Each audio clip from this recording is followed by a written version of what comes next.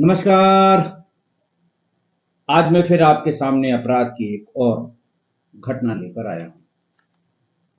आज के अपराध की घटना भी हालिया है, बिल्कुल हाल फिलहाल की है। राज्य है उत्तर प्रदेश, जनपद है मिर्जापुर। तारीख थी 4 जून 2023। मिर्जापुर जिले में एक थाना है संत नगर। संत नगर के गांव पंजारा से 4 जून को सवेरे सवेरे कोई 4 बजे के आसपास कंट्रोल रूम और थाने पर भी ये सूचना आई कि गांव के ही अमरजीत सिंह की पत्नी चंदा ने अपने 3 बच्चों को कुएं में फेंक कर उनकी हत्या कर दी और अपने घर में आग लगा ली। घटना बहुत संवेदनशील थी। बताने वाले से कंट्रोल रूम और थाने दोनों पर पूछा गया कि बच्चों की उम्र क्या थी। पता लगा एक सबसे बड़े की उम्र 8 साल, उसके बाद बेटी की 2 साल और तीसरी की 1 साल। 3 बहुत ही छोटे मासूम बच्चों की एक हत्या पत्नी यानी मां द्वारा किए जाने की बात कुछ अटपटी सी लग रही थी। पुलिस फौरन मौके पर आ गई। पूरा गांव इकट्ठा था। अमरजीत के घर में आग लगी हुई थी। फायर ब्रिगेड बुलाया गया। गांव के 100-150 लोगों ने मिलकर उस घर की आग बुझाई। घर के बड़े यानी इन बच्चों की मां के ससुर श्यामधर, पुलिस ने उनसे पूछा कि आखिर हुआ क्या था, क्यों हुआ था। ये कैसे पता कि मां ने ही तीनों बच्चों को कुएं में फेंका है। श्यामधर ने कहा कि रात में अचानक मेरी बहू घर के बाहर आकर जोर जोर से चिल्लाने लगी, आग लग गई, आग लग गई, बचाओ बचाओ। मैं और मेरी पत्नी यानी श्यामधर और उनकी पत्नी भी उठ गए। उन्होंने हल्ला किया, पूरा गांव इकट्ठा हो गया। उस कमरे में जिसमें बेटा अमरजीत जो मुंबई में नौकरी करता था और उस दिन भी वो मुंबई में ही अपनी नौकरी पर था और बहू बच्चों के साथ रहते थे, जिस कमरे में आग उसी कमरे में लगी हुई थी और तमाम कोशिश के बाद आग बुझाई जा सकी। श्यामधर ने बताया कि जब मैं सोया था तो 2 बच्चे मेरे पास सोए हुए थे, आकाश और कीर्ति। बेटा बड़ा आकाश 8 वर्ष का और बेटी कीर्ति 2 वर्ष की, ये दोनों मेरे पास सोए हुए थे और अपनी मां के पास सबसे छोटी बेटी अन्नू सोई थी।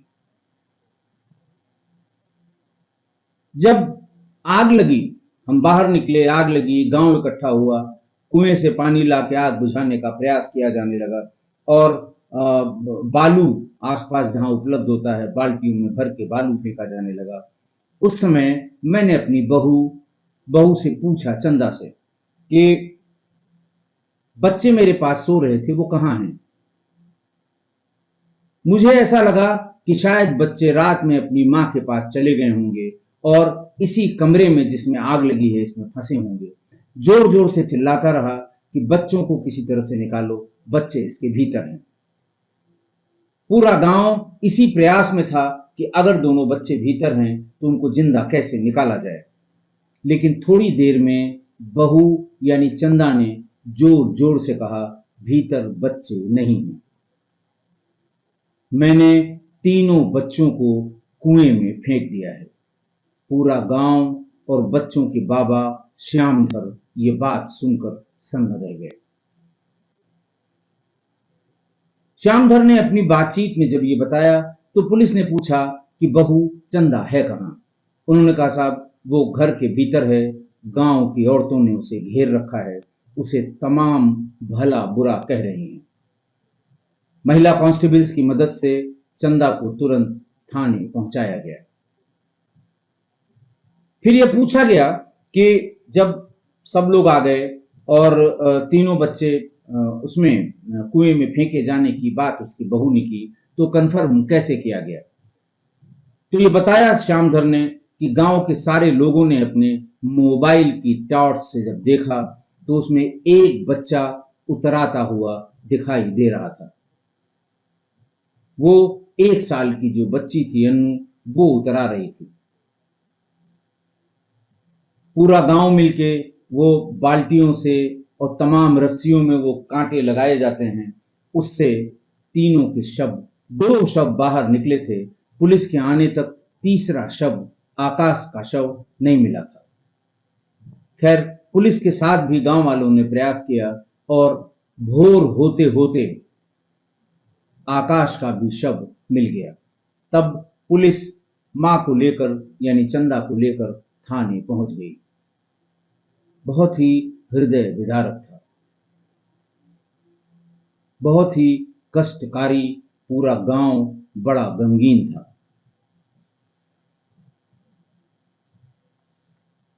फौरन उसके पति अमरजीत को मुंबई सूचना दी गई और यह कहा गया कि जब तक वो आ नहीं जाए तब तक इन बच्चों का अंतिम संस्कार पोस्टमार्टम रिपोर्ट के मिलने के बाद भी न किया जाए। तीनों बच्चों का शव, जो उस समय दिन हो गया था, बाहर गांव में रखा हुआ था, उसे पुलिस ने पंचनामा करके सील बंद किया और पोस्टमार्टम के लिए भिजवा दिया। शाम तक तीनों बच्चों की पोस्टमार्टम रिपोर्ट आ गई। सभी की मृत्यु डूबने से, drowning, cause of death due to drowning. Postmortem report में मृत्यु का कारण डूबने से हुई मौत लिखी गई, बताई गई। अगले दिन शाम तक अमरजीत आ पाया। तब तक तीनों बच्चों के शव रखे गए थे। अमरजीत ने शव देखा, बेहोश हो गया। घंटों बाद उसको होश आया। तब पूरे गांव ने और परिवार ने मिलकर गांव के ही चील घाट पर, गंगा का घाट है चील, जहां अंतिम संस्कार की जगह बनी हुई है, सो चील घाट पर तीनों बच्चों का अंतिम संस्कार किया गया। पुलिस पशोपेश में पड़ी थी, गांव वाले भी पशोपेश में पड़े थे कि आखिरकार हुआ क्या था। महिला के बारे में पहले पुलिस ने यह पूछना शुरू की कि क्या ये मानसिक रूप से विक्षिप्त है, क्या ये मानसिक रूप से खराब है, क्या ये पागलपन या जो इसे कहते हैं इक्लिप्टिक, इसे दौरे तो नहीं पड़ते हैं, मिर्गी के दौरे। गांव वालों ने बताया ऐसा कुछ नहीं है, बहुत ही होशियार, बहुत मिलनसार और बहुत ही अच्छी महिला है ये, लेकिन ऐसा इसने क्यों किया, ये किसी के समझ से परे था। महिला से धीरे धीरे पूछना शुरू की। इस बीच में अमरजीत भी थाने पर आ गया। सबसे पहले चंदा से पूछना शुरू हुई। चंदा से पूछा गया आखिर उसने ऐसा क्यों किया। चंदा ने बताया कि देखिए साहब, महिला कितनी भी निर्दयी हो लेकिन अपने बच्चों को नहीं मार सकती, और मैं तो एक साधारण अनपढ़ महिला हूं। मेरे पति भी बाहर रहते हैं, तो बच्चे ही मेरे लिए जिंदगी थी, लेकिन फिर भी मैंने उनके साथ ऐसा किया जो अकल्पनीय है, क्योंकि मुझे मेरे पति की एक बात असहनीय हो गई जिसे मैं बर्दाश्त नहीं कर पाई। उसने बताया कि मेरे पति अमरजीत 3 भाइयों में सबसे बड़े हैं। उनका दूसरा भाई यानी मेरा पहला देवर, वो गांव में ही दूसरे मकान में रहता है। तीसरा जो सबसे छोटा है वो चित्रकूट में अपना कोई काम करता है।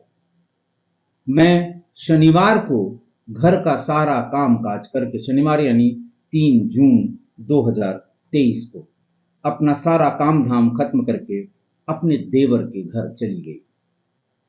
मैं वहां अपनी देवरानी के साथ बैठकर बातचीत कर रही थी।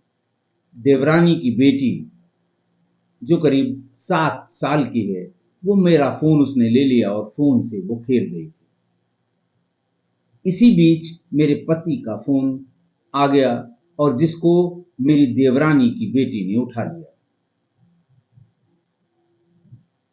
पति ने उससे जो कुछ भी पूछा हो या बच्ची ने जो भी बातचीत की हो, उसके बाद फ़ोन काट दिया। इसी बीच जब मैं देवरानी के घर से वापस अपने घर को जाने लगी, क्योंकि शाम का चूल्हे चौके का टाइम हो रहा था, लिहाजा मैं अपने घर जाने लगी, तो मैंने अपना फ़ोन वापस मांगा। देवरानी की बेटी ने वो फ़ोन हमें वापस भी किया और ये बताया भी कि ताऊ का फ़ोन आया था। मैंने घर पहुंचकर अपने पति को फ़ोन मिलाया। फ़ोन उठाते ही उन्होंने गंदी गंदी गालियां देनी शुरू कर दी। वो मेरी किसी बात को सुनने को तैयार नहीं थे। ऐसी बातें बोल रहे थे जो मुझे यहाँ पुलिस वालों के सामने बताने में शर्म भी आएगी।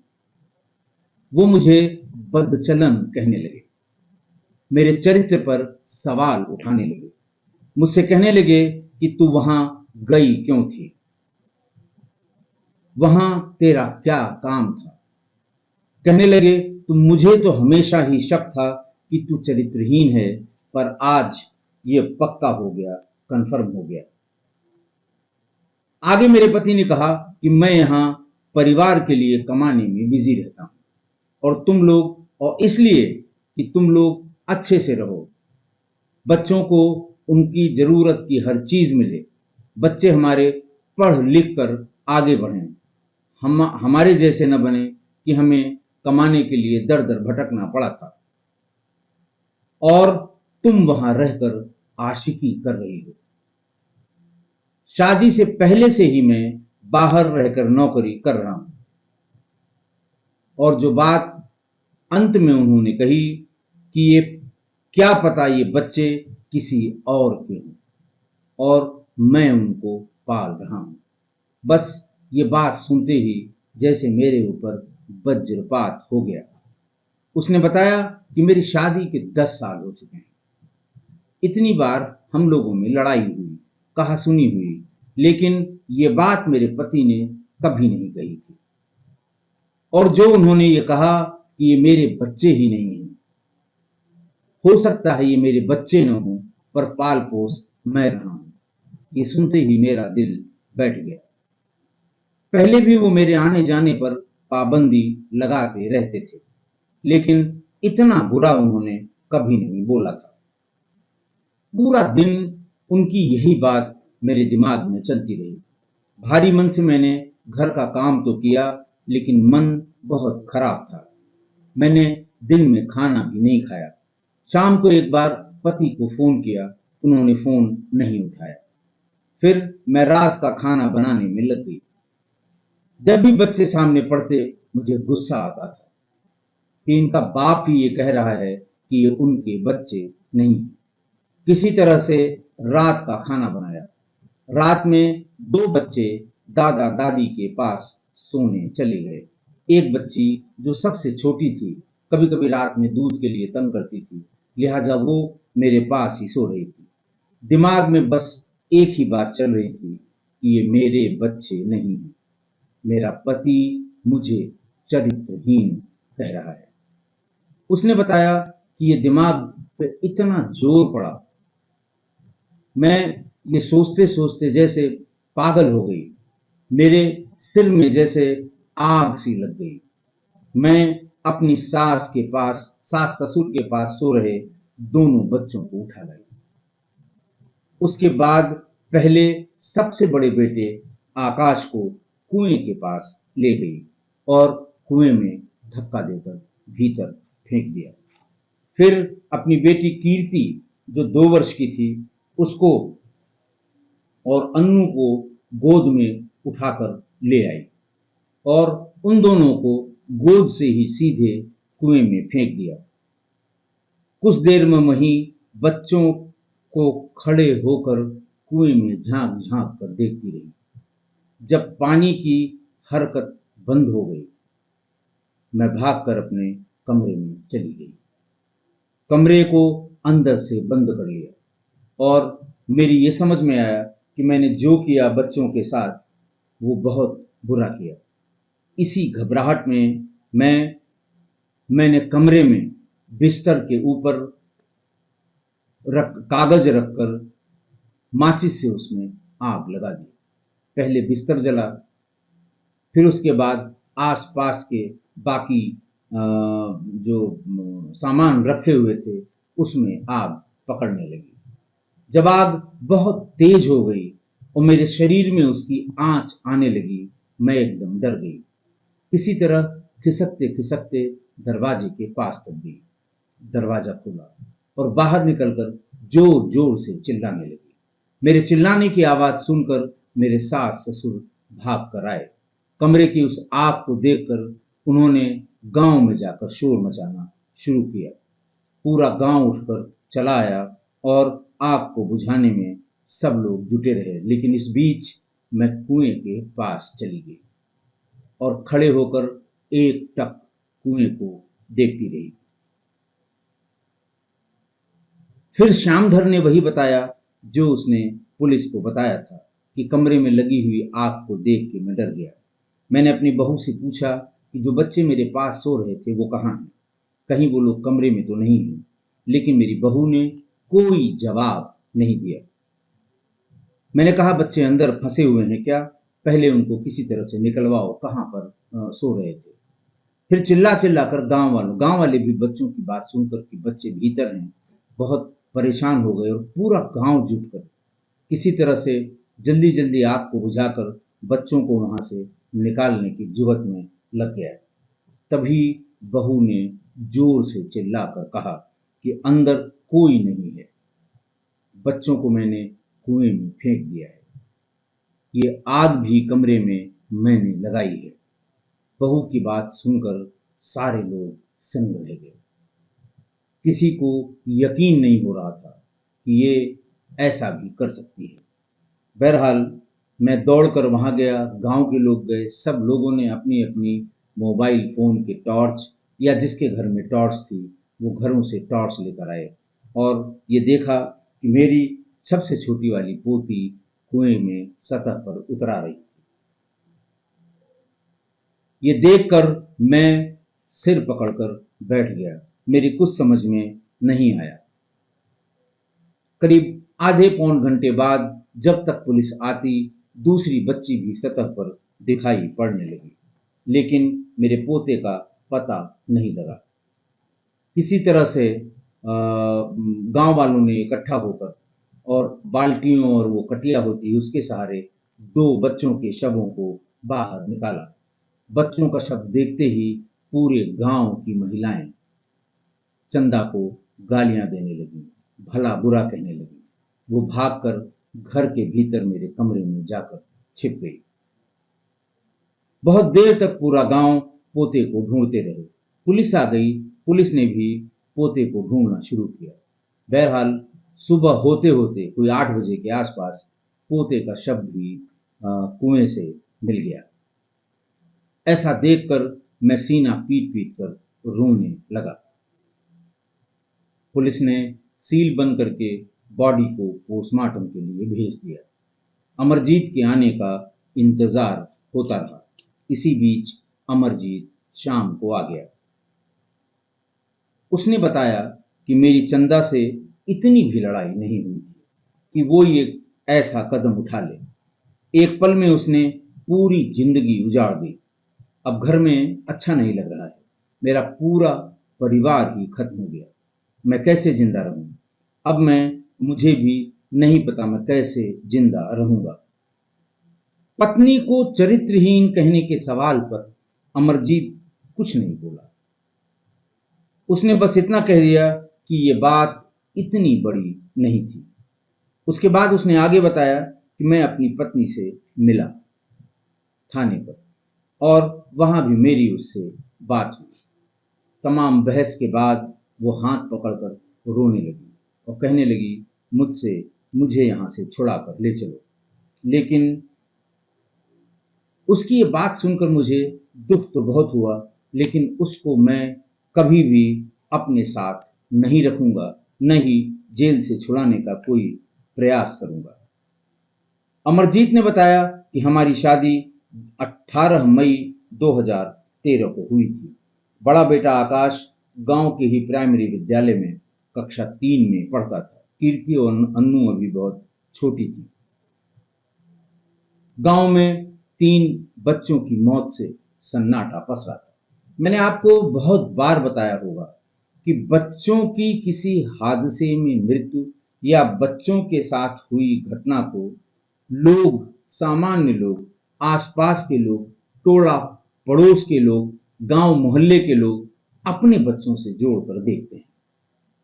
इतनी सिंपैथी हो जाती है और इसी वजह से जब भी कोई छोटे बच्चे या नाबालिग बच्चे के साथ कोई घटना होती है तो लोग उसे सीने से, अपने दिल से, अपने परिवार से या अपने ऊपर लेकर देखते हैं और लॉ एंड ऑर्डर की बड़ी और गंभीर समस्याएं उत्पन्न हो जाती हैं। बहुत दिनों तक, यानी घटना के अभी 4-5 दिन जो भी हुए हैं, 3-4 दिन, अभी तक उस गांव के का कोई भी आदमी इस कुएं पर पानी लेने मारे डर के नहीं गया है। शवों को निकालने के लिए जो रस्सियां उसमें लटकाई गई थी वो जस की तस पड़ी हुई हैं। सबसे अधिक बच्चों की दादी, वो अगर 10-5 मिनट के लिए होश में आती भी है, महिलाओं के पानी छिड़कने और तमाम कहने के बाद फिर बेहोश हो जाती है, दीवार पे सिर पटकती है। समझाने की कोशिश गांव की महिलाएं बहुत कर रही हैं, लेकिन ऐसा लगता है कि वो भी इस दुख से उबर नहीं पा रही है। पुलिस ने चंदा को गिरफ्तार करके जेल भेज दिया। चंदा को कल जेल भेजा गया, कल परसों जेल भेजा गया। आज की घटना, आज की हृदय विदारक घटना जिसने सुनी बस रो ही दिया। ये घटना पति पत्नी के बीच हुई तल्ख बातचीत से हुई, जिसमें 3 मासूम बच्चों की जान चली गई। जैसा चंदा ने बताया कि उसकी कई बार कहासुनी हुई, कई बार लड़ाई हुई, पर इस बार उसके पति ने जो कहा वो बर्दाश्त नहीं कर पाई। मुझे चरित्रहीन कहा, ऐसा चंदा ने बताया। वैसे तो ये आरोप गंभीर है, आप किसी महिला को चरित्रहीन कैसे कह सकते हैं? गंभीर आरोप है, लेकिन अक्सर गुस्से में घर परिवार के लोग ज्यादा गुस्से में, ज्यादा बोलने में इस तरह के आरोप लगा देते हैं।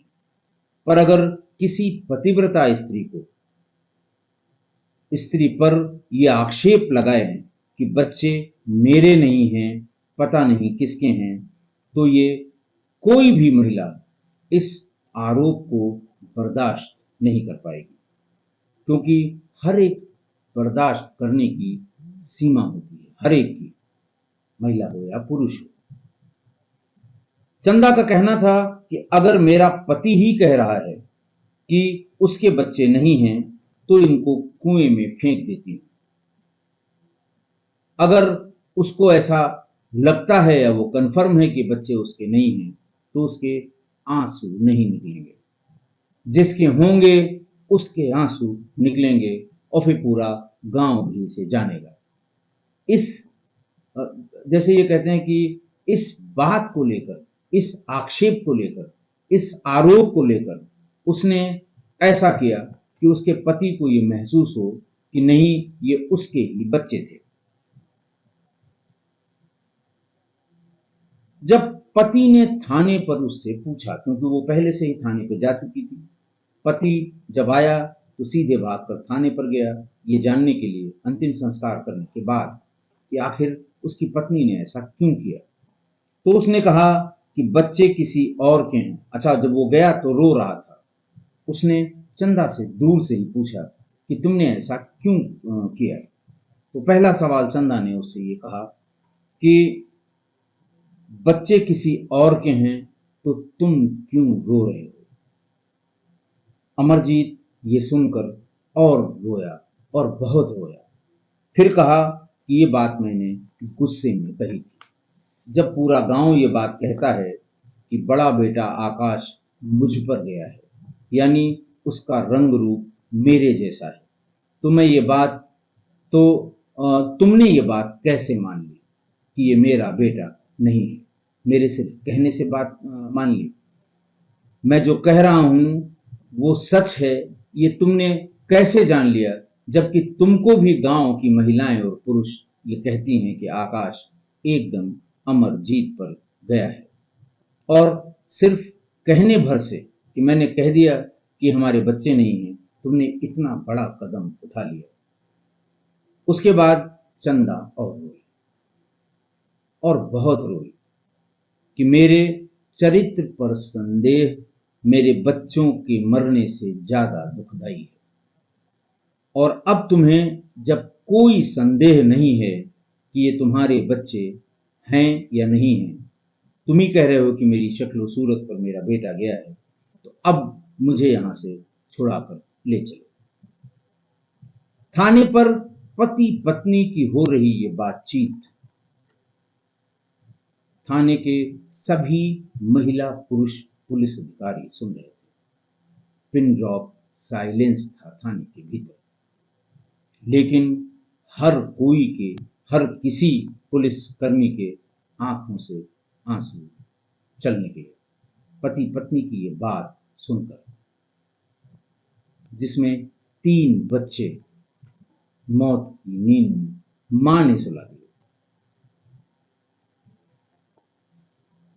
मैं किस्सा गोई परिवार के लोगों से यही कहूंगा, किसी महिला को, चाहे वो उसकी पत्नी ही क्यों, गुस्से में ही सही, उसके चरित्र पर उंगली मत उठाइए जब तक आपके पास ऐसा कहने के लिए पर्याप्त प्रमाण न हो।